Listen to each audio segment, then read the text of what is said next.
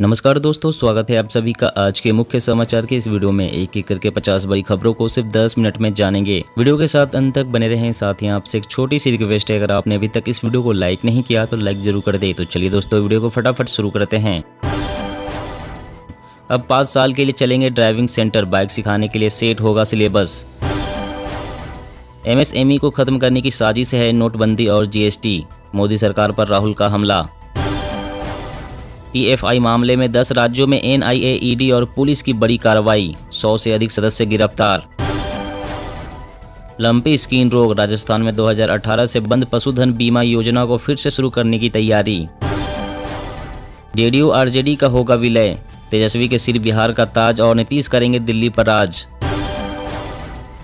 अब कार में पीछे वाले बेल्ट नहीं लगाने पर भी बजता रहेगा अलार्म, सरकार ने मांगी जनता की राय। कोरोना की तरह मंकी पॉक्स भी रिकवरी के बाद दे रहा सिरदर्द, थकान और मांसपेशियों में दर्द। कांग्रेस अध्यक्ष का चुनाव लड़ने के मूड में मनीष तिवारी, थरूर गहलोत को दे सकते हैं टक्कर। अरुणाचल प्रदेश में शराब पर बढ़ेगी 15% एक्साइज ड्यूटी, कैबिनेट का फैसला। राजस्थान में विधानसभा चुनाव से पहले कमजोर कड़ी को मजबूत करेगी भाजपा, लोकसभा चुनाव को लेकर भी तैयार है प्लानिंग। ओडिशा सरकार ने कोविड-19 महामारी के दौरान नुकसान झेलने वाले उद्योगों के लिए विशेष नीति लाने का किया फैसला।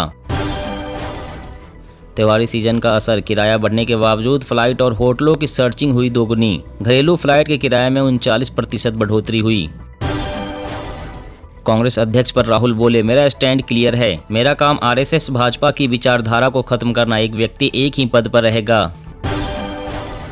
मोदी के पास विदेश में 1 रुपया जमा नहीं, इमरान खान ने नवाज शरीफ को बताया दुनिया का सबसे भ्रष्ट PM।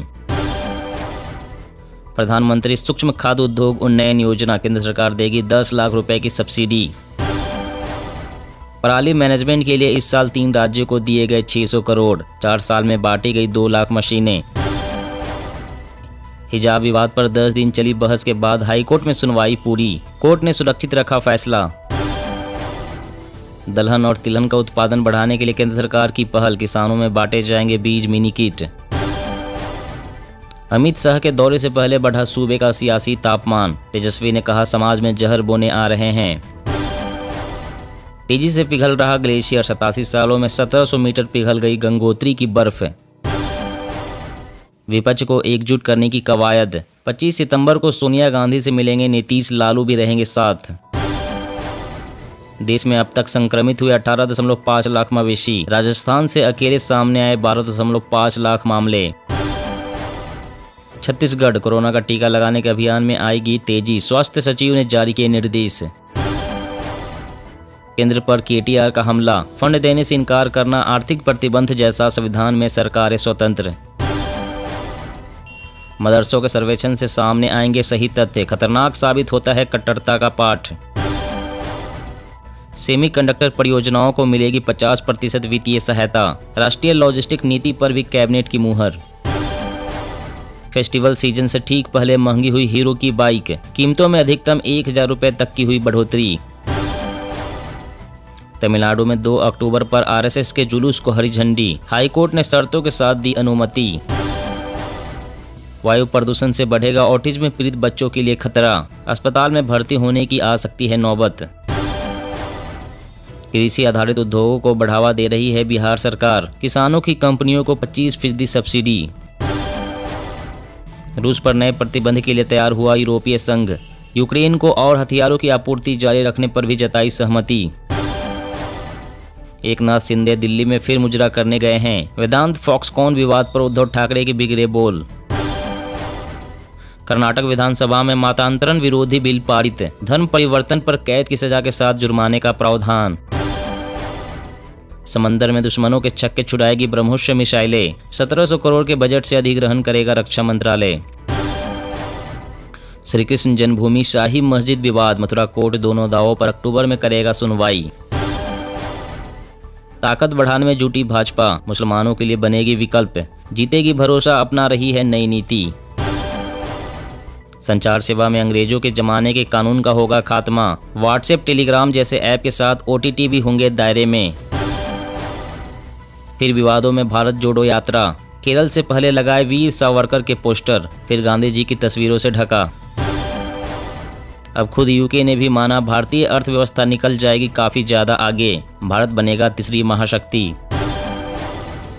महाराष्ट्र के किसानों को डबल नुकसान, दाम मिल नहीं रहा और रखा हुआ प्याज भी सड़ने लगा। सड़क दुर्घटनाओं को रोकने और यात्रियों की जान बचाने के लिए सरकार उठाएगी बड़ा कदम। एकनाथ शिंदे गुट पर खूब बरसे आदित्य ठाकरे, गद्दारों के सवालों के जवाब नहीं दूंगा, वे बताए धोखा क्यों दिया। मध्य प्रदेश में बेरोजगारों के लिए खुशखबरी, 30 नवंबर से नगरीय निकायों में होगी संविदा भर्ती। इमाम संघ के प्रमुख ने मोहन भागवत को बताया राष्ट्रपिता, कहा हमारा डीएनए एक, सिर्फ पूजा का तरीका अलग। विदेश मंत्री एस जयशंकर ने अपने ब्रिटिश समकक्ष से भारतीयों की सुरक्षा को लेकर जताई चिंता, रोड मैप 2030 पर हुई बात। वैक्सीन की बूस्टर डोज जरूर लगवाएं, कोरोना पर डीडीएमए की मीटिंग में बोले केजरीवाल। छत्तीसगढ़ स्कूलों में लगेगी स्मार्ट क्लास, 45,000 से अधिक शिक्षकों को हर साल मिलेगी ट्रेनिंग। इमरजेंसी में खतरनाक हथियार खरीद सकेंगे सैन्य बल, कम समय में चीन पाक को मिलेगा जवाब। स्पाइसजेट 20% बढ़ाएगी पायलटों की सैलरी, छुट्टी वाले स्टाफ भी तुरंत लौटेंगे काम पर। हिमाचल में एनटीटी पॉलिसी को मंजूरी, 4700 शिक्षकों की होगी भर्ती, सरसों के तेल पर सब्सिडी। हिजाब की आग में जल रहा ईरान, बाइडेन ने खाई कसम, कहा हम ईरानी महिलाओं का साथ देंगे। WTO में भारत का मजबूत स्टैंड, गेहूं और चावल निर्यात पर प्रतिबंध लगाने के फैसले का किया बचाव। मनी लॉन्ड्रिंग मामले में ईडी ने जब्त किए एबीजी शिपयार्ड की 2748 करोड़ की संपत्ति, 22,882 करोड़ का है घोटाला। अल्पसंख्यकों को आपने खत्म कर दिया, यूएन में भारत ने पाकिस्तान को फिर दी धोबी पछाड़। मौसम अपडेट, यूपी, उत्तराखंड, बिहार के कई जिलों में गरज के साथ बरसेंगे बादल, आईएमडी ने जारी किया येलो अलर्ट।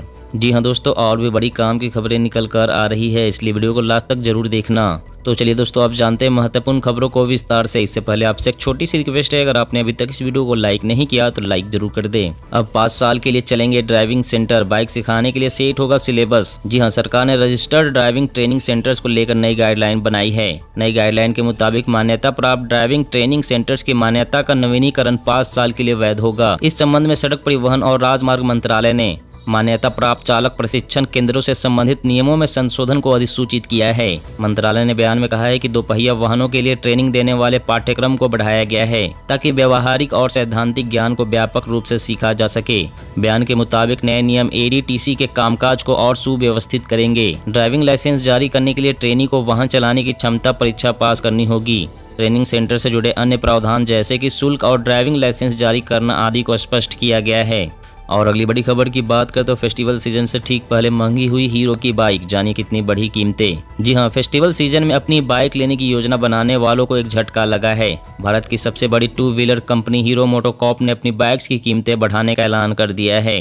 नई कीमतें आज से लागू हो गई है। कंपनी साल 2022 में इससे पहले 2 बार अपनी बाइक्स को महंगा कर चुकी है। कंपनी के मुताबिक कीमतों में बढ़त बाइक्स के निर्माण की बढ़ती लागत की वजह से की गई है। हीरो मोटोकॉर्प ने आज एक बयान में कहा है कि उसने मोटरसाइकिल और स्कूटर के दाम में बढ़ोतरी की है और कीमतों में अधिकतम 1000 रुपए बढ़ाए गए हैं। ये बढ़त अलग अलग मॉडल और मार्केट में अलग अलग हैं। नई कीमतें तुरंत प्रभाव से लागू हो गई है। कंपनी ने जानकारी दी है कि महंगाई के बढ़ते असर को कम करने के लिए कीमतों में बढ़ोतरी का फैसला लिया गया है। और अगली बड़ी खबर की बात करें तो पराली मैनेजमेंट के लिए इस साल 3 राज्यों को दिए गए 600 करोड़, 4 साल में बांटी गई 2 लाख मशीनें। जी हां, खरीफ सीजन अपने पीक पर है, जिसके तहत इन दिनों धान की फसलों की कटाई शुरू हो गई है। इस बीच केंद्र सरकार पराली मैनेजमेंट को लेकर एक्टिव मोड में आ गई है, जिसके तहत केंद्र सरकार ने चालू सीजन में पराली मैनेजमेंट के लिए हरियाणा, पंजाब और उत्तर प्रदेश को 600 करोड़ रुपए का फंड जारी किया है।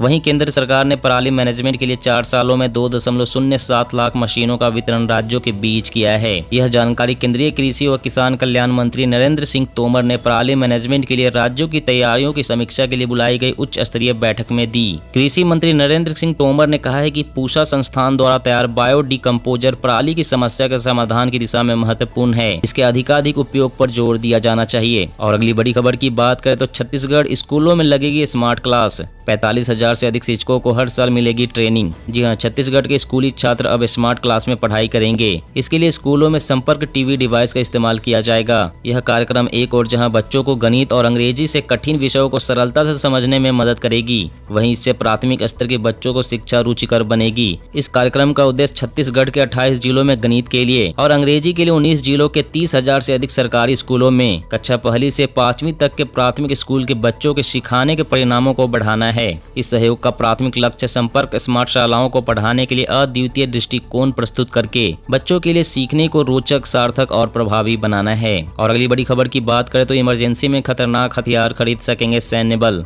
कम समय में चीन पाक को मिलेगा जवाब। जी हां, चीन और पाकिस्तान को लेकर भारत की एक और बड़ी तैयारी है। सरकार की ओर से अब भारतीय सैन्य बलों को इमरजेंसी में खतरनाक हथियार खरीदने को लेकर जल्द ही अधिकार दिए जा सकते हैं। अगर ऐसा होता है तो भारतीय सैन्य बल इन हथियारों को सीधे तौर पर बेहद तेज गति से पा सकेंगे। बताया गया है कि इन अधिकारों के तहत सैन्य बलों को यह अधिकार मिल जाएगा कि वे जरूरत पड़ने पर कोई भी हथियार और उपकरण खुद ही खरीद सकेंगे। इससे सैन्य बलों को और सशक्त बनाने में मदद मिलेगी। रिपोर्ट के अनुसार सरकारी सूत्रों का कहना है कि भारतीय सैन्य बलों को इमरजेंसी के समय हथियार खरीदने का अधिकार देने संबंधी फैसले पर अगले हफ्ते होने वाली रक्षा मंत्रालय की उच्च स्तरीय बैठक में चर्चा हो सकती है।